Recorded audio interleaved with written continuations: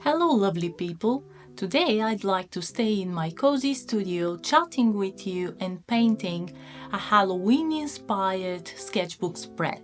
So if that's your cup of tea, bring it on and let's get started. If you're new here, I'm Radost, a self-taught artist working with watercolors and would love to share my art journey with you. For today's sketchbook spread, I've prepared some symbols for spooky season, nothing too scary but mysterious. I know I said in my last video that I finished this sketchbook, but it turned out I found a whole blank page in it, so let's fill it with Halloween stuff. I don't know if you celebrate Halloween or not, but the whole vibe in October seems spooky. The days got shorter and darker, and I personally enjoy curling up with some Agatha Christie mystery or a mild scary Halloween movie. Speaking of movies, our first character I'd like to present here is a very famous movie witch. Her name is Sarah, and she's one of the Sanderson sisters. If you've seen the movie, you probably know what I'm talking about, but if not, Sarah's from Hocus Pocus. I loved it so much as a kid. I highly recommend it. They even made a sequel in 2022.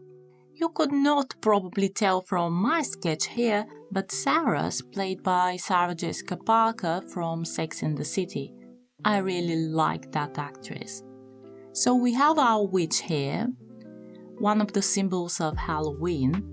No matter if they are grumpy old ladies or young beauties, they most of the time wear dark clothes, conical hats, ride broomsticks, and have cats.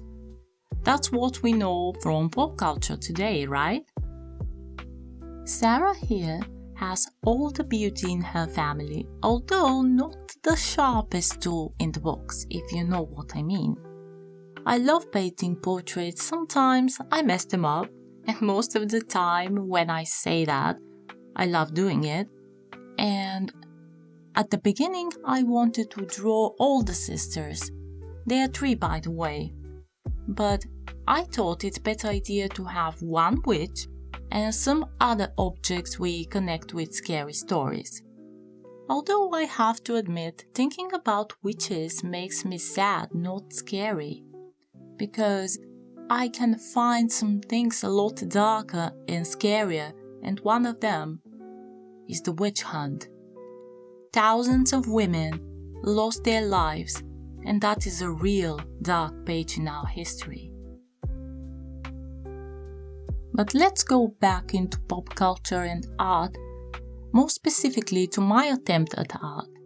Sarah Sanders is the youngest of the 3 sisters and the best looking one. I know you can't say that from my sketch, but you have to trust me.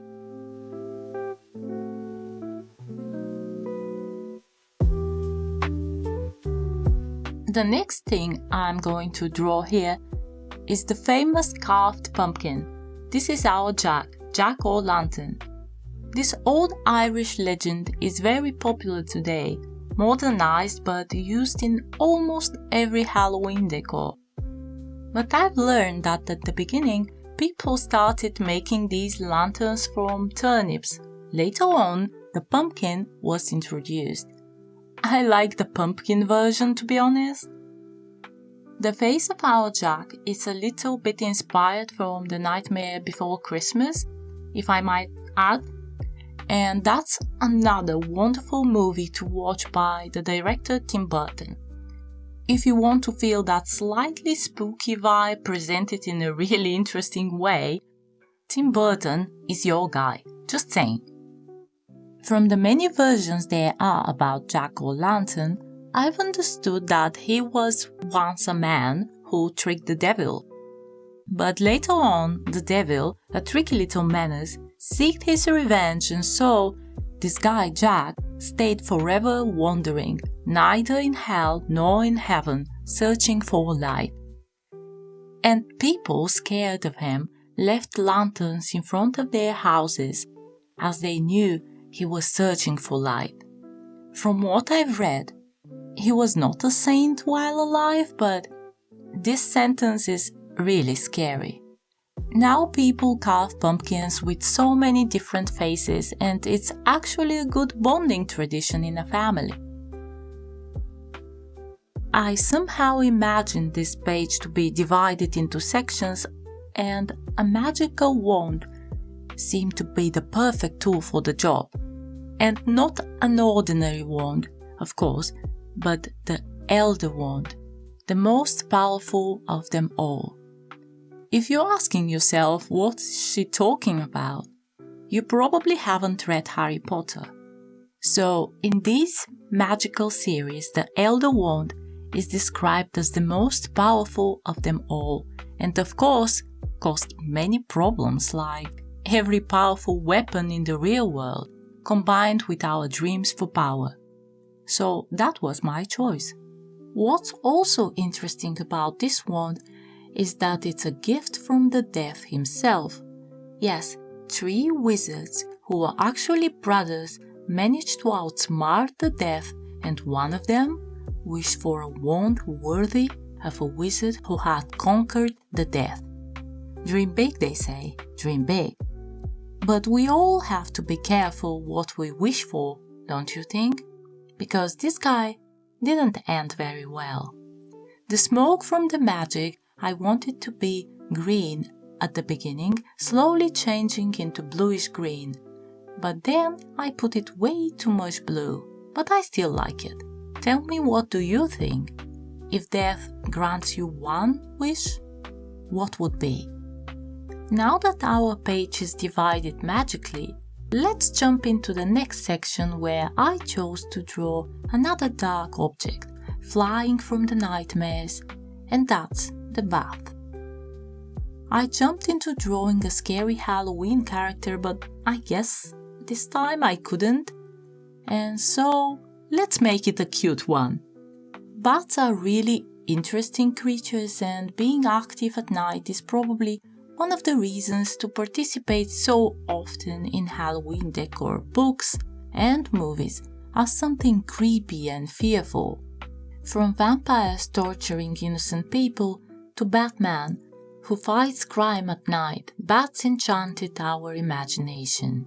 When I was a kid, I remember one got trapped in our balcony and I was so scared. Probably thought it was Count Dracula or something, I don't know. But my parents taught me that it's just a scared animal and we have to help it to get out and be free. There was nothing to fear about. And we did it. And let me tell you, after that I felt like a hero saving an animal. For our bat here, I chose to use paint grey as a main color, and that combined really well with pink and purple. These big eyes look quite cute to me. What do you think? And last but not least, the black cat, with its unearned reputation of being spooky. If you're a friend of the channel, you know I love cats. They're probably my greatest inspiration, and black cats are nothing but beautiful to me. This summer I went to Pompeii in Italy and saw one perfect example, sitting on the ruins, and of course I had to draw him. It's almost in every journey that I take pictures of the local cats. Maybe one of the oldest and repeated superstitions is that if a black cat crosses your path, it will bring on bad luck. Nowadays it accompanies every witch Halloween decor and costume, but being the main suspect in bringing bad luck goes back in time in our not-so-bright pages of history. It's interesting how from divine creatures in ancient Egypt, cats became persona non grata during the Dark Ages, and that was the politest way to say it. Even today, there are a lot of stereotypes, including ladies and cats. At least we are just mocked about, not tortured.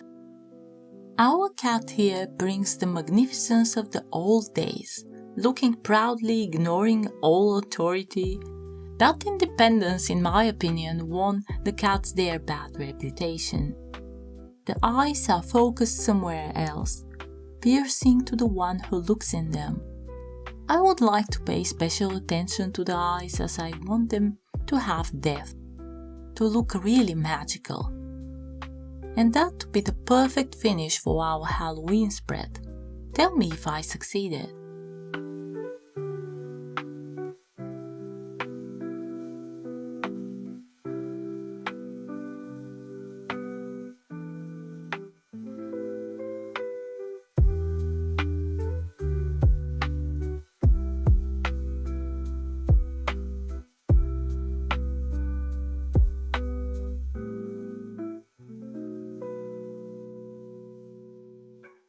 Thank you so much for being here with me today. Stay creative. Till next time. Bye!